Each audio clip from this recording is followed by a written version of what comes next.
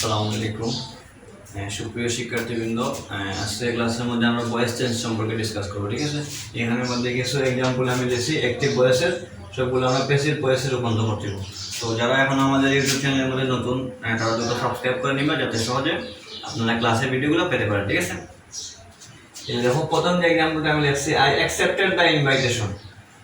আগে voice change শুরু করার আগে যে কাজটা করতে হবে, সাবজেক্ট, অবজেক্ট, মূল ভার্ব, হেল্পিং ভার্ব এগুলো চিনতে হবে। ঠিক আছে, এগুলো আগে আইডেন্টিফাই করতে হবে। দেখো এখানে আমাদের সাবজেক্ট হচ্ছে আই, সাবজেক্ট কি আই, আর এটা হচ্ছে আমার মূল ভার্ব। ঠিক আছে, এটা আমি বোঝার জন্য সাবজেক্ট, এটা হচ্ছে মেইন ভার্ব, এই দ্য ইনভাইটেশন হচ্ছে আমার অবজেক্ট। ঠিক আছে, তাহলে ভয়েস চেঞ্জের প্রথম রুলস হচ্ছে কি, অবজেক্ট সাবজেক্টে পরিণত করা, অবজেক্টটাকে সাবজেক্টে নিয়ে আসা। ঠিক আছে, তাহলে দ্য ইনভাইটেশন এখানের মধ্যে আসে অবজেক্ট, আমরা সামনে চলে আসলাম সাবজেক্ট হিসাবে দ্য ইনভাইটেশন। এখন টেন্স অনুযায়ী হেল্পিং ভার্ব বসাই দিব। ঠিক আছে, এখন এটা দেখো কোন টেন্সের মধ্যে আছে, সাবজেক্ট প্লাস মূল ভার্বের পাস্ট ফর্ম, অ্যাকসেপ্ট থেকে অ্যাকসেপ্টেড। আমরা জানি ভার্বের লিস্ট অ্যাকসেপ্ট, অ্যাকসেপ্টেড, অ্যাকসেপ্টেড, তাহলে এটা পাস্ট ফর্মের মধ্যে আছে, আর বাকিটা অবজেক্ট। তাহলে এটা পাস্ট ইনডিফিনিট টেন্স। যদি পাস্ট ইনডিফিনিট টেন্স থাকে তাহলে হেল্পিং ভার্ব হিসেবে ওয়াজ অথবা ওয়্যার বসে, ওয়াজ অথবা ওয়্যার বসে। তাহলে দ্য ইনভাইটেশন এটা যেহেতু দাওয়াত বুঝাইছে, যার কারণে আমরা কি বসাইবো, ওয়াজ বসাইবো। দ্য ইনভাইটেশন ওয়াজ, তারপরে মূল ভার্বের পাস্ট পার্টিসিপল ফর্ম অ্যাকসেপ্টেড, যেমন আছে তেমন রাখবো, এটা দুইটা ফর্মই সেম, অ্যাকসেপ্টেড। তারপরে প্রিপোজিশনে যে একটা বাই বসাই দিব, তারপরে সাবজেক্টের অবজেক্টিভ ফর্ম। তাহলে আই এর অবজেক্টিভ ফর্ম হচ্ছে মি, মনে রাখবো আই এর অবজেক্টিভ ফর্ম মি, হি হচ্ছে him, she her, they them, we us. ঠিক আছে, তাহলে আই আছে এখানে, অবজেক্ট হয়ে যাবে কি মি হয়ে যাবে। ঠিক আছে, তারপর দেখো হি ওয়াজ রিডিং এ বুক, এটা কোন ধরনের tense, subject plus was plus মূল ভার্ব সাথে আইএনজি প্লাস অবজেক্ট আছে, মানে এটা পাস্ট কন্টিনিউয়াস টেন্স। ঠিক আছে, তাহলে পাস্ট কন্টিনিউয়াস যদি টেন্স থাকে তাহলে ওয়াজ ওয়্যার থেকে হেল্পিং ভার্ব বসাই দিব। ঠিক আছে, পাস্ট ইনডিফিনিট থাকলে ওয়াজ ওয়্যার, পাস্ট কন্টিনিউয়াস থাকলে ওয়াজ ওয়্যার থেকে হেল্পিং ভার্ব আমরা বসাই দিব। ঠিক আছে, এই দেখো এখানের মধ্যে অবজেক্ট আছে এ বুক, লিখলাম আমি কি এ বুক, তারপরে হেল্পিং ভার্ব এখানে ওয়াজ। তারপরে আমরা জানি একটা রুলস, মূল ভার্বের সাথে যদি আইএনজি দেওয়া থাকে, কি বলছি, মূল ভার্বের সাথে আইএনজি থাকলে একটা বিং বসাইতে হবে। কি বসাইতে হয়, বিং, লিখলাম আমি কি বিং। তারপরে মূল ভার্বের পাস্ট পার্টিসিপল ফর্ম, রিডের পাস্ট পার্টিসিপল ফর্ম সেমই, মানে উচ্চারণটা ভিন্ন, রিড, রেড, রিড। ঠিক আছে, মানে বানানটা সেম থাকবে, স্পেলিংটা সেম থাকবে। ঠিক আছে, read by, here objective form কি বলছিলাম, হিম, এর book was being read by him. Okay, it helps us a lot, এখানে আমাদের কিন্তু দুইটা অবজেক্ট দেওয়া আছে।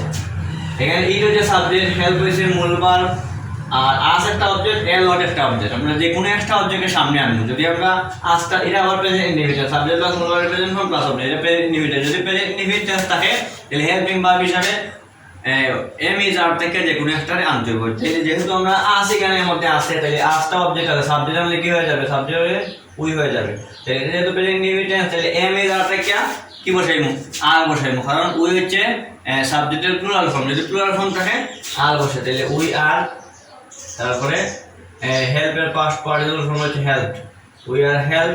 তারপরে দুইটি অবজেক্ট আনলে অন্যটি বসে, এখানে অন্যটি বসাইলাম।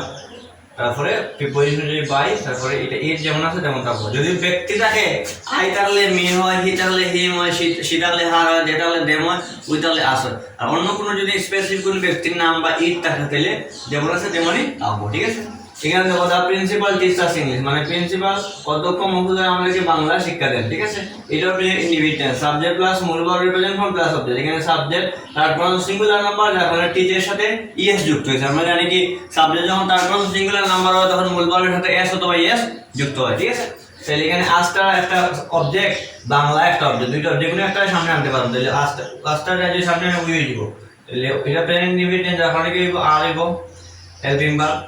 We are teacher past participle form হচ্ছে টট, TAUGHT টট। তারপরে দুইটি অবজেক্ট তার অন্যটি বসে, বাংলা বসাইলাম।